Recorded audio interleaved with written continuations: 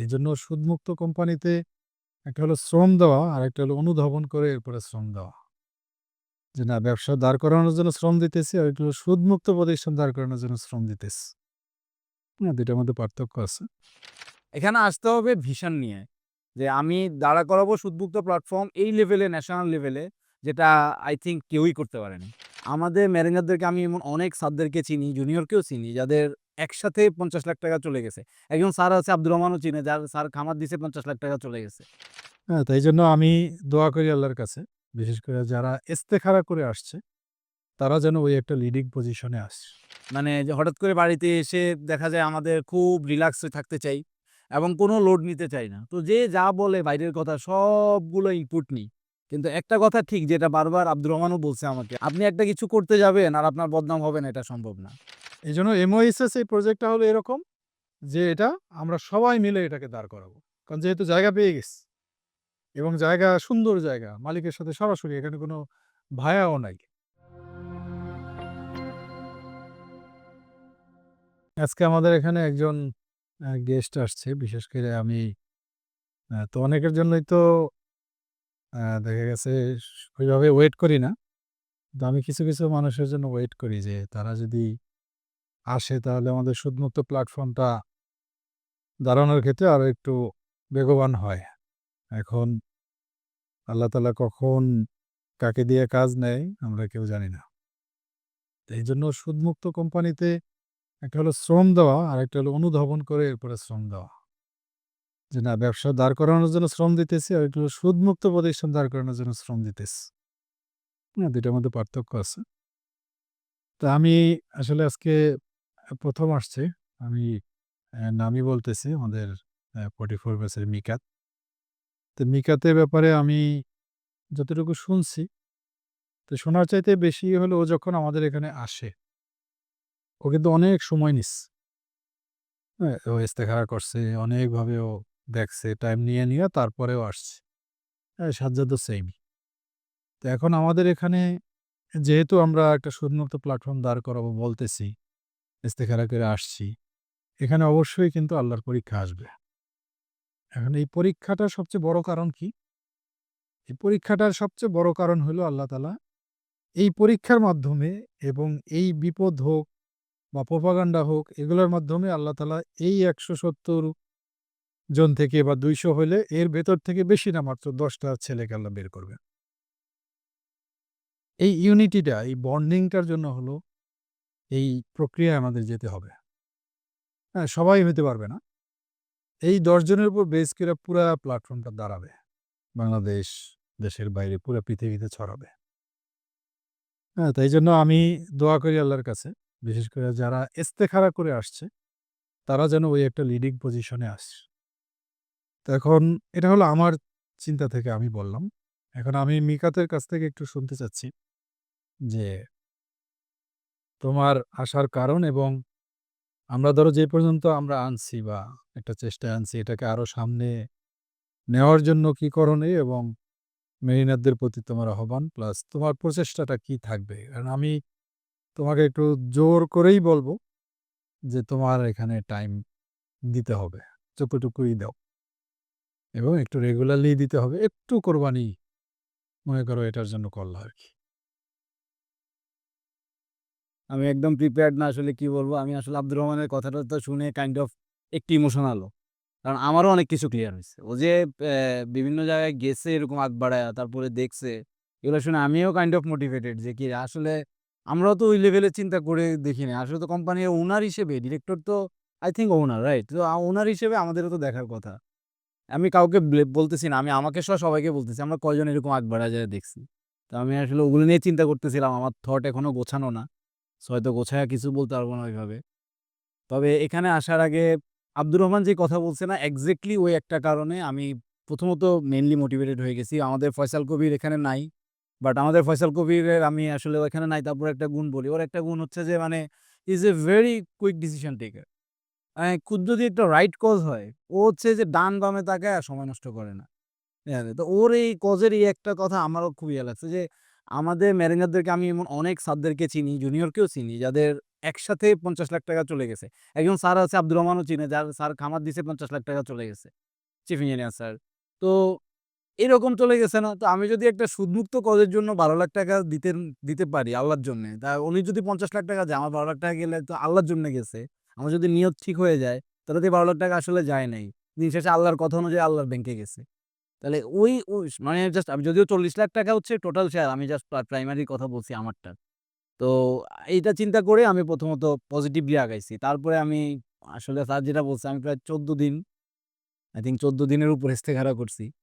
মানে আমি পুরা ক্লিয়ার হইতেছিলাম না অনেক কিছুই। এবং এটাও ঠিক যে আমি একটু আব্দুর রহমানের থেকে আমার একটু আলাদা আছে। আমরা যদিও অনেক ভালো ফ্রেন্ড, আমি একটু বেশি সতর্ক থাকাই সবসময়। ও আবার হচ্ছে যে মানে খুব কনফিডেন্টলি আগায় যাইতে পারে এবং পরে সব আল্লাহ ওর জন্য ঠিক করে দেয়।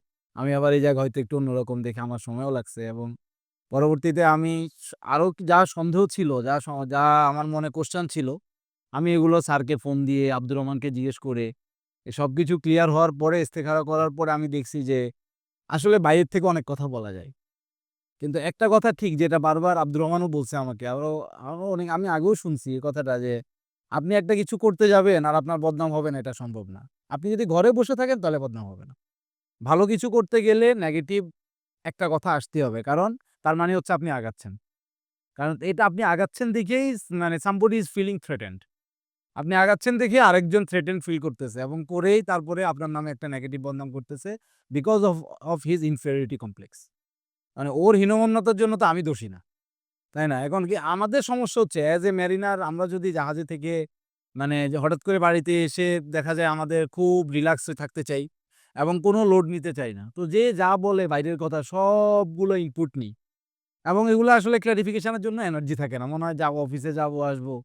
টাইম কই আমার? ফ্যামিলিরে সময় দিতে হবে। ফ্যামিলি থেকেও একটা প্রেশার থাকে যে এতদিন পরে আসছেন।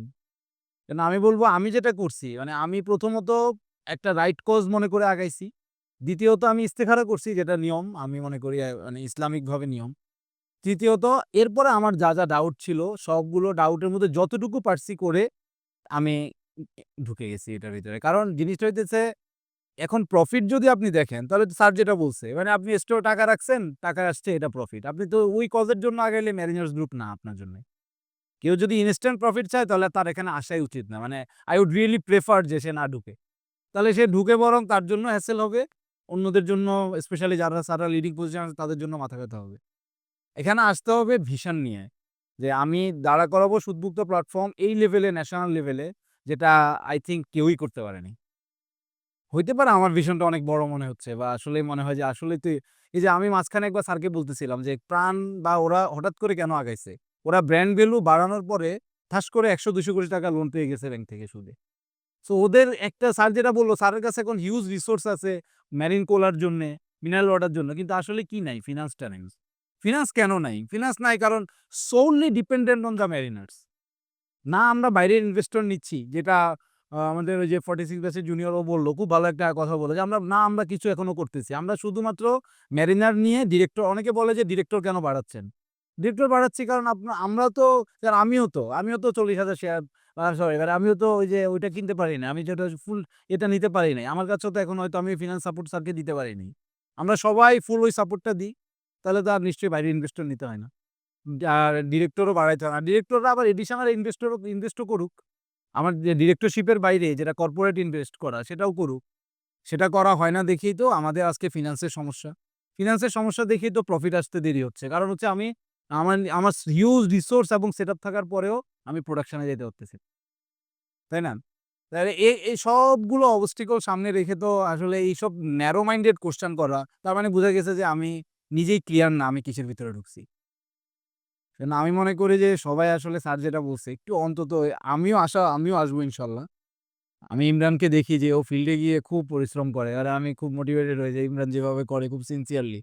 আমিও মানে চেষ্টা করব আমরা এরকম যে সবাই এরকম করে করি। এরপরে আমি যে এটার সমস্যা পাই, আমি একজন ডিরেক্টর হিসেবে আমি স্যারের সাথে বসি। আমরা সেটা সলভ করি। এমন তো না যে এটা যদি কেউ বলে যে স্যার এখানে অটোক্রেটিক চালাচ্ছে।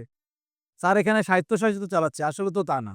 দিন শেষে আপনাকে লিডার হইতে হইলে তো not only you can be consultative, sometime you have to be autocratic. আপনি অলওয়েজ যদি কনসালটেটিভ হন, যেটা আব্দুর রহমান বলছে, প্রত্যেকের সাথে কনসাল্ট করেন সব বিষয় নিয়ে, আপনি আগাবেন না। কিছু সময় আপনি অটোক্রেটিক হইতে হবে, কিছু সময় কনসালটেটিভ হইতে হবে। তাই না? তো এখন আমি আসছি স্যারের একটা জিজ্ঞেস করছি যেটা আসলে ডিরেক্টলি আপনি এই পজিশন থেকে জিজ্ঞেস করতে পারেন না। স্যার হয়তো না করছে এই অনুরোধটা। এজন্য স্যার খারাপ। এটা তো একটা বাচ্চা টাইপের মেন্টালিটি হইলো। তাই না? It's not a mature mentality I think. সেক্ষেত্রে আমি মনে করি যে স্যার যেটা বলছে, আব্দুর রহমান যেটা বলছে ওটাই। আর আমার নিজের গোল হচ্ছে যে আমি যতটুকু পারি আল্লাহর জন্যে সুদমুক্ত প্ল্যাটফর্ম দাঁড়া করানোর চেষ্টা করব। এবং আ মানে এটা লাভ আসবে ইনশাআল্লাহ। লাভ তো অটো আসবে। কিন্তু যদি আমরা ইনস্ট্যান্ট লাভ চাই তাহলে এটা এভাবে আগাবে না। ভিশন নিয়ে আগাইলে এমন হবে যে ইনশাআল্লাহ আইডেন্টিটি ক্রিয়েট হবে। আইডেন্টিটি ক্রিয়েট এর সাথে মানে টাকা তো অটোই আসবে, তাই না? আইডেন্টিটি ক্রিয়েট মানে তো হচ্ছে আমার ব্র্যান্ড ভ্যালু বাড়ছে, আমার প্রোডাক্ট বাড়ছে, আমার সেল বাড়ছে। তারপরে তো প্রফিট আসতেই থাকবে ইনশাআল্লাহ। একসময় কোম্পানি ব্রেক ইভেন এ যায় তারপরে প্রফিট আসবে। প্রফিট কোথায় যাবে? প্রফিট তো শেয়ার হবেই। তো ডেইলি স্যারকে প্রফিট নিয়ে কোয়েশ্চেন আমি এইজন্য কখনোই করি না। আমি যদি মাঝে মধ্যে করার মনে করি তাহলে হয়তো আব্দুর রহমানকে মানে জিজ্ঞেস করছি যে অন্যভাবে ওটা যে স্যারকে করি না কারণ স্যারের পজিশন থেকে এই প্রশ্ন স্যারের আসলে এখন নেয়ার সময় নেই। স্যার কোম্পানি সেটআপ দিচ্ছে। তো প্রফিট নিয়ে কথা বলতে না বলে বরং সে নিজে কিছু কোয়েশ্চেন থাকলে ডিপার্টমেন্ট আছে, বিভিন্ন আছে ওদের সাথে যাতে আগে ক্লিয়ার হই এজন্য সময় দিই। ডিরেক্ট এসে একটা স্যারকে অফেন্সিভ ভাবে যদি আমি বলি, "স্যার এটা কেন হইছে?" উনার পজিশন থেকে তো উনি হবে না। তুমি চিফ ইঞ্জিনিয়ার হইলে তোমার হবে না? ক্যাডেট এসে জিজ্ঞেস করে, "স্যার আপনি এই ডিসিশন কেন নিছেন?" You don't know how the ship works. You only know a part of it. এখন চিফ ইঞ্জিনিয়ার দেখা গেছে অফিসের সাথে প্রেশারে আছে, তারে সুপার প্রেশার দিছে, মেরিন সুপার প্রেশার দিছে। তুমি তো জানো না। তোমার আমার ব্যাখ্যা করারও তো দরকার নাই। তাই না? তুমি তোমার পার্টটা ঠিকভাবে করবা, আমি ওইটার ডিসিশন নিবো। যে জিনিসটা ওইটাই। সবকিছুতে ছোটখাটো ব্যাপারে আমরা যদি সবসময় স্যারকে এরকম ডিস্টার্ব করি, তাহলে আসলে কোম্পানি আগাবে না। তো সবাই সময় দিয়ে স্যারের সাথে থেকে দেখে ডিপার্টমেন্ট ওয়াইজ গিয়ে বসে ভিজিট করে ফ্যাক্টরি তারপরে ওই যে ইমরান যেরকম করে আরকি। আর এরকম বিভিন্ন জায়গায় আমরাও উদ্যোগ নিয়ে কাজ করে আমি সবাইয়ের নাম সবাইকে চিনি না বা দেখি নাই সবকিছু। আমি যাকে দেখছি ওরটা বলতেছি। সবাই নিশ্চয়ই করে। মানে ও আমার জুনিয়র হিসেবে হয়তো ওকে আমার চোখে বেশিও পড়ছে আরকি। তো এইজন্য আমি মনে করি যা বলছি আসলে গোছায় বলতে পারি নাই কিছু। মোটামুটি এই যে স্যার আমাকে সুযোগ দিছে বলার জন্য থ্যাংক ইউ। আমি চেষ্টা করব স্যার যেটা বলছে আমি সর্বোচ্চ সময় দেওয়ার। একটা মূল বাধা হচ্ছে আমি গ্রামে থাকি। আমি ঢাকায় আসি অল্প কয়েকদিনের জন্য আবার গ্রামে চলে যাই। তো আমি চেষ্টা করব বেশি ফ্রিকোয়েন্টলি এসে স্যারকে সময় দেওয়ার ইনশাআল্লাহ। আসসালামু আলাইকুম। ইনশাআল্লাহ ধন্যবাদ নিকাত। অল্প কিছুদিন আসলে ইনশাআল্লাহ হয়ে যাবে। এরপরে না আসলেও হয় আরকি। পুরা সিস্টেমটা একবার বুঝে অবশ্যই এই যে ৯ তারিখে ভিজিটে থাকবা। হ্যাঁ, সাথে আরো অন্য ডিরেক্টর বা মেরিনা থাকলে নিয়ে আসবা। আর আমাদের MOSS এর ব্যাপারে ছোট্ট একটা কথা বলে আমি শেষ করব। সেটা হলো MOSS টা আমরা অলরেডি রাজুক থেকে গ্রিন সিগন্যাল পেয়েছি, পরিবেশ অধিদপ্তর থেকেও। এমনকি আলহামদুলিল্লাহ জমির যেই জায়গা, যেই রোড কানেক্টিভিটি, সমস্ত কিছু বিবেচনায় এটা এমনই একটা জায়গা, আপনারা যদি এটা করতে পারেন, এটা আপনাদের জন্য মানে যত ইনভেস্টের থেকে রিটার্নের জায়গা আছে মানে সবচেয়ে বেশি। এমনকি উনি ডাইরেক্টই বলছে এটা কোটি টাকা মানে ডেসিমেলই হয়ে যাবে এটা। ১৭০ ফিটের একদম লাগোয়া। হ্যাঁ, এটা কিন্তু দেখা গেছে এলাকার অনেকেই এখনো জানে না। এবং এটা কিন্তু অনেক আগেই পাস হয়ে গেছে। আর যতটুকু শুনছি আমি যে এটা মাওয়ার ওই সাইড দিয়ে অলরেডি অধিগ্রহণ শুরু হইছে, জমি অধিগ্রহণ। এটা যত দেরিতে অধিগ্রহণ হবে আমাদের জন্য তত ভালো। আমরা ওখানে ঢুকে আরো কিছু জায়গা কিনবো আরকি। তো এখন এই রিয়েল এস্টেট বিজনেসটা বা এই MOSS টা এটা আমি এই যে ওদেরকে বলতেছি, জুনিয়র যারা আছে তাদেরকেও বলতেছি যে এটা কমপ্লিটলি তোমরা দাঁড় করাও। তোমরা এখানে লোকজন আনো, তোমরা ফাইন্যান্স সাপোর্ট দাও। তোমরা আমাদের সাথে একসাথে থেকে এটাকে দাঁড় করাও। সমস্ত কিছু তোমাদেরকে দেখানো হবে। যখন এটা দাঁড় করাবা, এই যে জমি-জমার বিষয়গুলো যখন জানবা, তখন দেখবা পরবর্তীতে আমরা নিজেরা রিয়েল এস্টেট বিজনেস করব। আমরা নিজেরা তোমাদেরকে দেখা গেছে বিভিন্ন জায়গায় তোমাদেরকে পাঠাবো। এখানে ট্রাস্টের আর কোনো তখন গ্যাপ থাকবে না যে থার্ড পার্টি আরেকজন আসবে। তোমরা নিজেরা গিয়ে জমি চেক করবা। এ তো কঠিন কিছু না, মানুষই তো করে। যে আব্দুর রহমান অলরেডি জমি-জমার বিষয় সবকিছু জেনে ওর এলাকায় গিয়ে ১০০ বছরের প্রবলেম সে হাত দিয়ে সেইগুলা সে সলভ করে আসছে। এটা মানে অকল্পনীয়। এই যে আলামিন দেখা গেছে বিভিন্ন জায়গায় ও এখানে একটা নেটওয়ার্ক তৈরি করে দেখা গেছে আর্কিটেক্ট সাইডে বিভিন্ন যে অথরিটি আছে, রাজুক আছে, বিভিন্ন যে জায়গাগুলো আছে সেখানেও একটা করতেছে। আমার পাস্টের যে লিঙ্ক আছে আমি আমার জায়গা থেকে হেল্প করতেছি। হ্যাঁ, খালেদ আছে ও ওর জায়গা থেকে দৌড়াদৌড়ি করে ও করতেছে। তো মেরিনারা পারবে না কেন? এইজন্য MOSS এই প্রজেক্টটা হলো এরকম যে এটা আমরা সবাই মিলে এটাকে দাঁড় করাবো। কারণ যেহেতু জায়গা পেয়ে গেছি। এবং জায়গা সুন্দর জায়গা। মালিকের সাথে সরাসরি এখানে কোনো ভায়াও নাই। সমস্ত কিছু এক টেবিলে হবে। এলাকাও সুন্দর। সো এখানে কনফিউশন এর কিছু নাই। মেরিনার কত মেরিনার আছে? আমাদের মাত্র ১৩৪৪ টা অ্যাপার্টমেন্ট হবে সেখানে। মেরিনার যদি ৪০০ আসে মোর দ্যান এনাফ। বাকিরা তো তার আত্মীয়স্বজন আছে, সিভিলিয়ান আছে, আরো কত লোকজন আসবে। এলাকার মানুষ আছে। আমরা তো একেকটা জায়গায় লাইন ধরলেই তো দেখা গেছে কত আইসা পড়ে। এই যে আমাদের 38 ব্যাচের এক স্যার বলল যে আমাদের এমওএসএস এর কথা শুনছে। আমি কিন্তু এভাবে অ্যাডভার্টাইজমেন্টও করি নাই। তাদের নাকি ক্যাডেট কলেজের ফুল এক বাহিনী আসতে চাইতেছে এখানে। আমি ঠিক আছে আপনি দেশে আসেন। ও এক ডাক্তারের বড় একটা বিসিএস শিক্ষা ক্যাডার এবং ওইদিকে মেডিকেল সাইডে বড় একটা নেটওয়ার্ক ধরতেছে। এখন এগুলা কিন্তু আমাদের প্রচারণা নাই বললেই চলে। এখন আমরা একেকজন মেরিনার আমি তো মনে করি দেখা গেছে ১০০-২০০ এরকম নেটওয়ার্কের সাথে সম্পৃক্ত। যেখানে ৪ জন, ৫ জন, ১০ জন মেরিনার দিয়ে মানুষ প্রজেক্ট দাঁড় করায় ফেলায়। আমরা এত মেরিনাররা মিলে একটু একটা প্রজেক্ট দাঁড় করাতে পারব না। এইজন্য এটা দাঁড় করানোর পরে ইনশাআল্লাহ তখন এটা হবে আমাদের একটা ব্যবসায়িক সিটি। ইসলামিক সিটি আমাদের পরিবারের জন্য ব্যবসায়িক সিটি কেন? যে এখান থেকে আমরা পরবর্তী রিয়েল এস্টেট বিজনেস আমরা করব ইনশাআল্লাহ। এইজন্য তোমরা যারা আছো, তোমরা এই জিনিসগুলো ছড়াইয়া দাও কারণ আমি ব্যস্ততার কারণে অনেক কিছু বলতে পারি না। তোমাদের রিপ্রেজেন্ট করতে হবে আমাদের প্ল্যান পলিসি। তোমাদের এখানে এসে বইসা থাকতে হবে। এখানে পইড়া থাকতে হবে। যদি প্রেস্টিজিয়াস কিছু চাও, যদি শিপ ছাড়তে চাও ভবিষ্যতে যে এই মেরিনার্স গ্রুপকে কেন্দ্র করে ১,০০০, ২,০০০, ৫,০০০ মেরিনারের এখানে প্রেস্টিজিয়াস একটা জায়গা হবে। এটা যদি চিন্তা করেন। এটা এন্ডলেস একটা জায়গা যেটা এত এক্সপান্ড করা যায়। এন্ডলেস। শুধু এই বাংলাদেশ না, এটা পুরো পৃথিবীতে এটার বিচরণ। তো ধন্যবাদ আপনাদের সবাইকে। সময় স্বল্পতার জন্য সবার কাছ থেকে কথা শুনতে পারলাম না। ইনশাআল্লাহ আমরা মানে আজকের প্রোগ্রামের পরে কানেক্টেড থাকবো সবাই। যার ফেসবুক ওয়াল আছে, যার নিজস্ব প্ল্যাটফর্ম আছে সেখানে আমরা বলবো। যেকোনো প্রশ্ন, যেকোনো কিছু তাকে নিয়ে আসো, চ্যালেঞ্জ করো, তাকে সবকিছু দেখাবো, সমস্যা নেই। Mariners Group, a business revolution for the mariners community.